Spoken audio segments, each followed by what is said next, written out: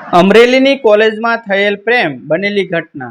અમરેલીની એ જૂની કોલેજ જ્યાં સવારના સૂરજની કિરણો પહેલીવાર જૂના પીપળાના વૃક્ષ પરથી સનસનતી અંદર પ્રવેશતી, જ્યાં દરેક દિવાલ કોઈને કોઈ યાદોની સાક્ષી હતી, ત્યાં શરૂ થઈ હતી એક એવી પ્રેમ કથા જે માત્ર બે દિલોની વાત નહોતી, પરંતુ એક આખા શહેરની લાગણીઓમાં વણાઈ ગઈ હતી।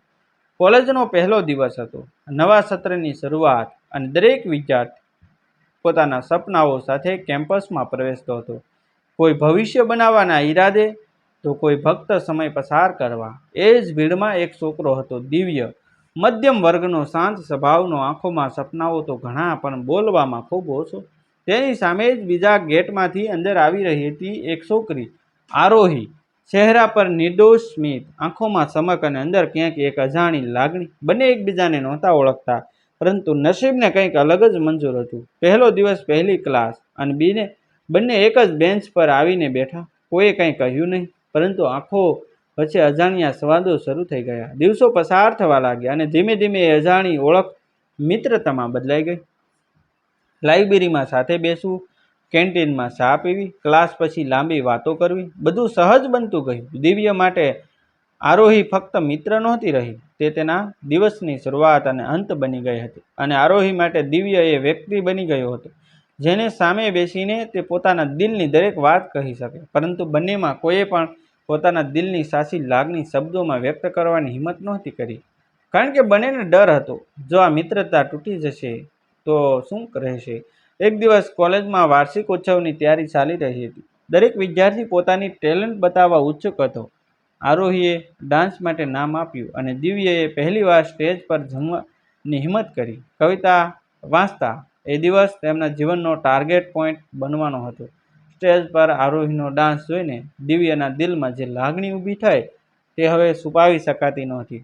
અને જ્યારે દિવ્ય સ્ટેજ પર ગયો ત્યારે તેણે જે કવિતા વાંચી તે કોઈ સામાન્ય કવિતા નહોતી, તે તેની દિલની વાત હતી। તું સામે હોય ત્યારે શબ્દો મળતા નથી, પણ જ્યારે તું દૂર હોય ત્યારે દરેક શબ્દ તારા માટે જ લખાઈ જાય છે।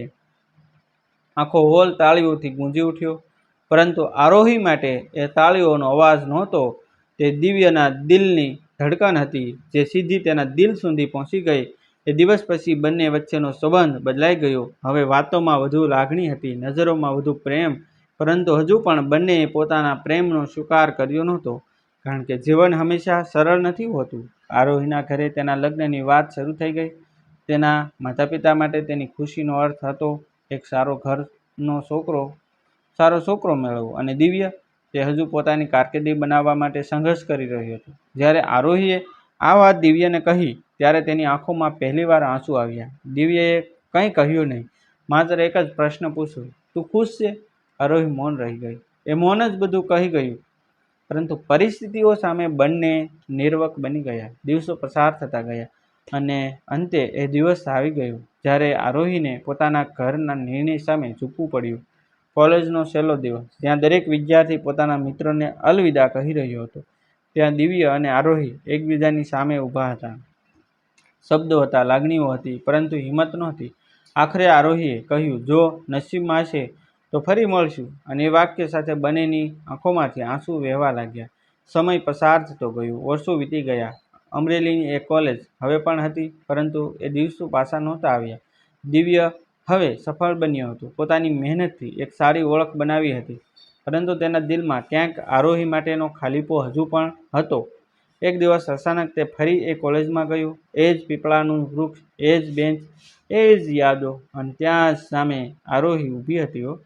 સમય બદલાયો હતો, પરંતુ લાગણીઓ નહોતી બદલાઈ। બંને એકબીજાને જોઈને થોડી ક્ષણ માટે સ્થિર થઈ ગયા, પછી ધીમે ધીમે આગળ વધ્યા। આ વખતે કોઈ મૌન નહોતું।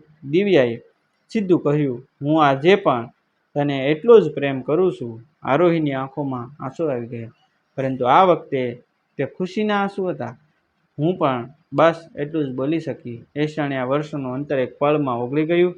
કદાચ આ જ સાચો પ્રેમ હતો, જે સમય, પરિસ્થિતિઓ અને અંતરને પણ હરાવી શકે। અને અમરેલીની એ કોલેજ ફરી એકવાર સાક્ષી બની ગઈ એક એવી પ્રેમ કથાની જે અધૂરી રહીને પણ પૂરી થઈ ગઈ। મિત્રો, આવા જ વિડીયો જોવા માટે અમારી ચેનલ સાથે બન્યા રહેશો, અમારી ચેનલને સબસ્ક્રાઈબ કરી દેજો। થેન્ક યુ મિત્રો, મળશું આપણે એક નવા વિડીયો સાથે, એક નવી સ્ટોરી સાથે। આભાર।